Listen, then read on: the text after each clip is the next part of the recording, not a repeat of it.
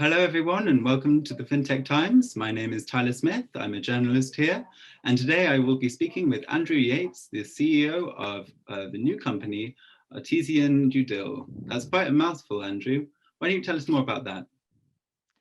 So you're quite right, Tyler. Artesian DueDil is quite a mouthful. Actually, one of the things we're going to talk about today is how we are announcing a new name for our newly merged company. We put the two companies together, Artesian and DueDil, back in July 21, and we're just about to announce an exciting new name, a kind of new brand.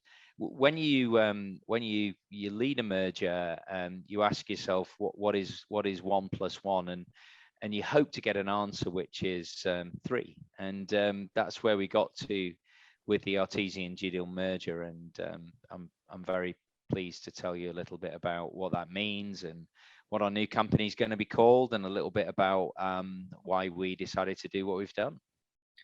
Well, great. Yes, I'd love to get onto it. So I think, first of all, you talk about a rebranding. Are you going to be keeping the same name? We're not actually. We're gonna change our name. I think that the Artesian company has been really well known in the market as a company that provides software predominantly for relationship professionals, very much in pursuit of the whole kind of customer acquisition and customer retention objective. DueDil, on the other hand, have done a little bit of that, but are perhaps better known for their very powerful data ingestion. I'm going to use kind of technical words: augmentation, conflation. They do a great job of taking data from many places and fitting that together into something called a graph. A graph is something that graph technology is what AWS and Google is based on. It kind of gives you answers to questions super quickly, shows you how everything is connected. And DueDil have done an amazing job of figuring out how to do that with information about companies, everything to do with companies, the story behind every business, but also the people inside those companies and how all of that is connected. So the combination of what DueDil have done extremely well and what Artesian have done extremely well is what our new company is all about. Well, that sounds really interesting. I did a bit of background research on what the capabilities of the two companies were, and I thought it was really interesting. I mean, DueDil had the business information graph, which seemed to be a particular selling point with their service. Did you see what DueDil did with that acronym there? The big.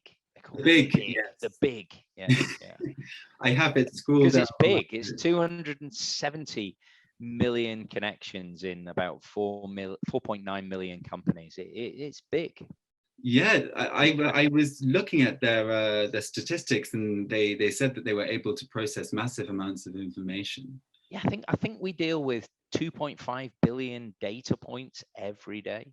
Wow, who even knew there'd be that many? Who even knew that? Yeah, right. Who even knew that? I actually sat there and counted them up a couple Did of weeks you? ago. Did you Yeah, one by it might one? be interesting for your readers. Yeah, like coffee beans, I imagine. Yeah, there you are. Yeah. I was also reading about Artesian and about the Artesian Connect service and Artesian Engage as well, two of their well-known products. I think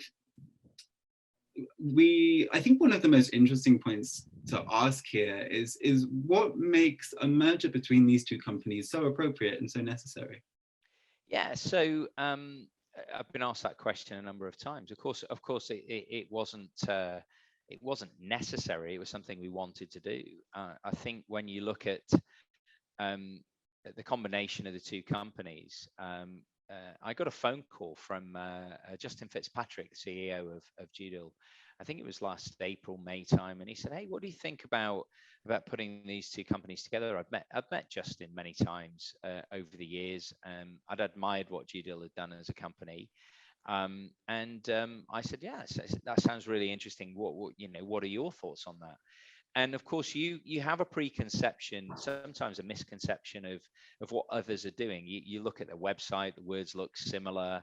You kind of think, well, we're doing the same thing, therefore they're a competitor. Therefore, we shouldn't necessarily chat too much about what each other's doing. But the deeper we went, the more we realized that what we could do would complement one another. And really, the combination of the two would be, great news for our customers, great news for our employees in terms of an exciting journey, and great news for our shareholders, who obviously are really keen to see our company prosper and do well.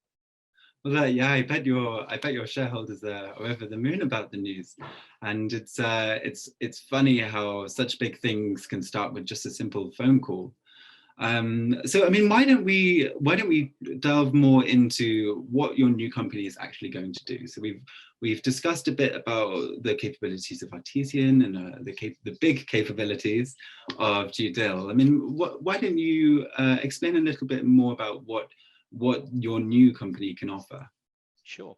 So I mean, I think the first thing to explain is, when you take a little bit of time out from your your day to day, your busy focus, and you just take a step back, and you almost take an elevator up to, I don't know, the 25th floor, and you look down, and you kind of say to yourself, well, what is it that we do? Um, what is it that our customers find valuable? What's the thing that we have? And we kind of did that for both DueDil and Artesian, and we worked out very quickly that we were in this business that needed a kind of a name. We're in the customer lifecycle intelligence business. We provide information about companies, how they're connected, all of the people inside them, and all the insights that surround them. And that's extremely valuable as intelligence. But then what we've done as a company is we figured out ways to make that super useful for business, in particular, regulated businesses. And so, having realized that we were in the customer lifecycle intelligence business, it's not like we didn't know that, but we didn't kind of have that label. We then thought about the problems we solve, and essentially we solve three problems. The first one is we help you find the right customer. You can't do business with every company in the world if you're in a regulated industry. So there's a little bit of a conundrum to solve there. The second thing is onboarding customers super quickly. Navigating the perils of KYC and AML and all of the other compliance. We realized we were very, very good at that. And then the third thing we realized we were great at was helping keep that customer for life. So if you think about that, it's kind of like a virtual circle. It starts with find the customer, engage with the customer, talk to them, get them talking, talk their language to get them talking your language, onboard them quickly, and then do business, and then continue to do business over the customer life cycle. So we realized that was like a virtual circle, and we decided to call our new company Full Circle, because it really describes what it is that we do. We help our customers go full circle with their customers. Well, I see the inspiration for the name now, and I think it's absolutely quite fitting. I mean, if we delve a little bit deeper into that sort of customer lifecycle management, how has that changed over the course of the last 2 years with the pandemic? I mean, have you seen a great shift in what companies are looking for from the people that they engage with? What's your viewpoint on this? Yeah, so there's a couple of perspectives on this. There's a kind of what's happening in the I guess the kind of market for financial products and services, and then there's the pandemic and COVID and all those things that went with it layered on top in terms of additional challenges. Let me deal with the first one first, if I might. There's a kind of have and have nots scenario coming on. If you kind of think about it from the customer's perspective, first of all, your customer's reality is out there. It's actually easy to glean. There's lots of signals, there's lots of information, there's lots of kind of ways that customers are letting you know who they are, what they do, what they need. The real challenge is trying to connect what you do with what they need in a way that's meaningful to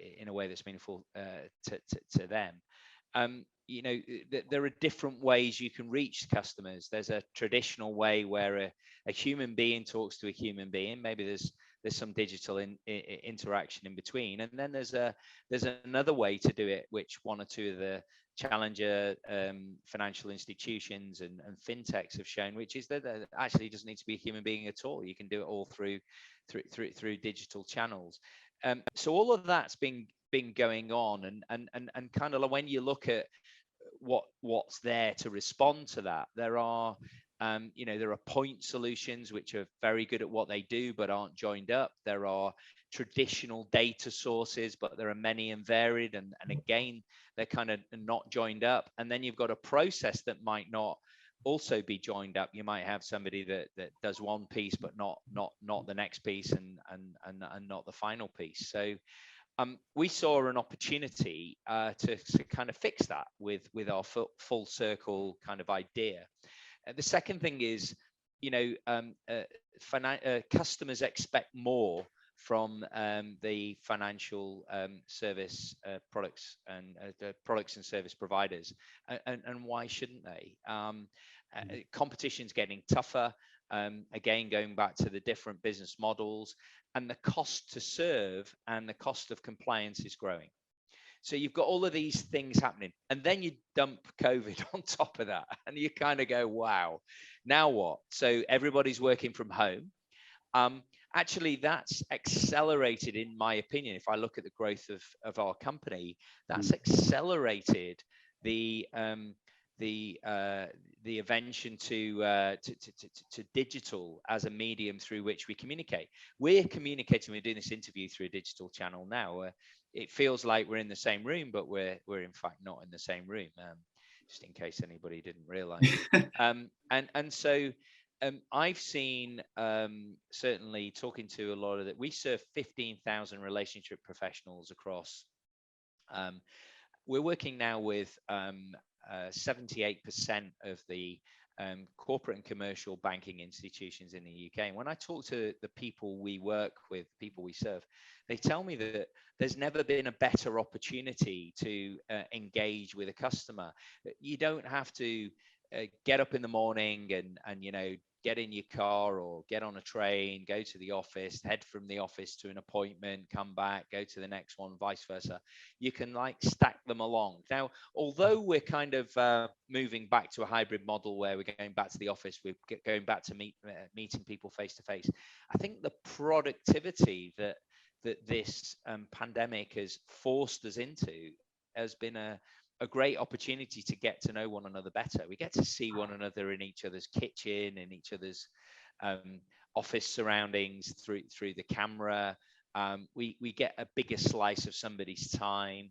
And what is the oil that kind of helps the machine turn? It's insight. It's about knowing about you. It's about knowing about your business. It's about knowing about what's important to you. So if we can help relationship professionals understand that, if we can help relationship professionals understand the background scenario, the story behind every business, then we think that's a really, really valuable thing. So we've seen the need for what we do accelerate, a little bit like the need for some of the digital communication platforms accelerate through COVID. Very long answer. Yeah, no, it's a very comprehensive answer. Thank you. But I think going back to that sort of data insight, and sort of the move somewhat towards more working from home online models, would you say that the amount of data that you're collecting in terms of in regards to digital data is becoming more dominant in your data collections? So is the question, is there more information which makes it more complicated to kind of make sense of? I think so. I think it's I think I'm interested in whether the data you're collecting is predominantly from people who are trapped at home or working from home. Oh, I see. No, because we serve in combination, DueDil and Artesian, now the Full Circle company. We serve around 500 to 600 customers, and they range from super large banks with thousands of relationship professionals through to smaller businesses, insurance brokers, tech companies, all manner of different industry sectors. As long as it's B2B, and they need to understand about the businesses they're targeting, we have a role to play. I think I kind of take the question slightly differently. So there is more and more information available. There are more and more data sources springing up. The latest one is ESG, sustainability. Everybody wants to understand the sustainability equation of a business, because the financial services providers particularly want to orientate some of their products and services towards more sustainable businesses. They want to do more green oriented lending. So this is yet another data point. I think that's where data science comes in. So the ability to use things like machine learning and things like natural language processing, the ability to use the power of technology to understand and disseminate what all that information means to me and you, such that at the point where we get involved, there's already been several iterations. So we're not having to kind of sit there and process all of these data points. It's kind of like a point of information in time. This has happened. And this is a combination of different things that constitute something that's important. And this is what you might need to do. When I talk to some of the senior leaders in the financial institutions we work with, the nirvana that we're seeking is, what if you could just watch what's going on and tell us when we need to help, and when a person needs to get involved. And we're kind of, I think we're pretty close to that with Full Circle, and that's certainly where we're going to be by the end of the year. Oh, well, that all sounds really, really interesting. And you've got such a great projection for the end of the year. But Andrew, I must ask you, with the merging of these two companies and the formation of Full Circle, what does the next 10 years look like for you? Well, it's interesting. Tech companies need to almost be forced to think in 10-year horizons, right? Because we try to do things so quickly. So kind of like the end of the week is a milestone, and the end of the month seems like ages away, and the end of the quarter, well, it's a flat earth society. End of the year, wow, it could be a different world by then. Our core target, we call it our core target rather than our 10-year target. We want to be serving 80% of the major financial institutions in our core market with a full circle proposition of some kind. We've tried to measure it in different ways. We try to measure it in terms of number of customers, revenue, number of users, all that kind of thing. And we just decided, we want to be something that 80% of our core market customers, which is predominantly financial institutions, insurance companies, insurance brokers, and some tech companies, are using some aspect of the Full Circle proposition, our customer lifecycle intelligence proposition. That sounds really, really interesting, and I wish you all the best for your projections in the future. This service sounds especially interesting for knowing your customer and for letting companies make better decisions through data. We've seen a lot of data, or the importance of data has really become prevalent within financial services. Am I right in thinking that Full Circle is a service that you can dip into and take selectively what you need from it? Yeah, absolutely. There's one thing I'd say about what you just said, Dave, before I explain how it works. So, if you think about data, data is a bit like Mars bars or Snicker bars, or choose whatever your horrible chocolate delight is. you eat a Snickers bar. Does Snickers work for you? Everyone know what a Snickers bar is, right? Yeah. And you eat a Snickers bar, and because you're hungry, and you think, wow, that was just great. And you know there's another one in the cupboard, and you kind of go, I'm gonna go for the second one. You go for the second one, and it's kind of like, that was pretty good too, but I'm starting to really feel it. I'm going to go for the third. And you go for the third and you kind of feel terrible and you feel sick.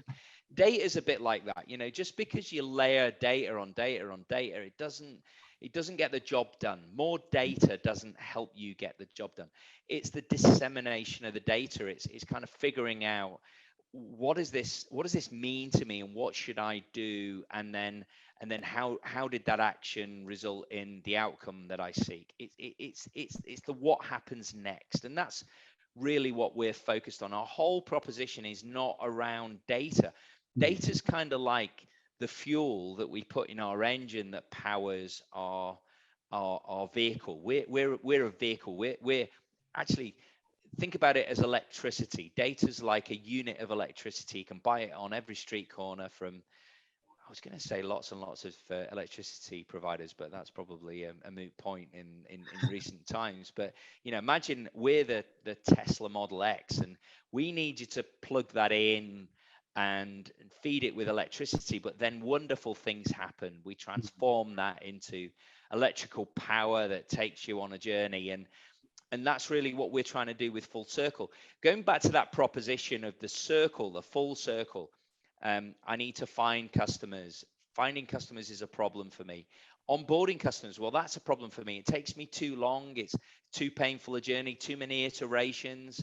My customers drop off during the journey because they get bored, they get fed up. Somebody else can do it faster or better. And then that final thing is, I don't give my customers enough love, and I'm losing my customers over time.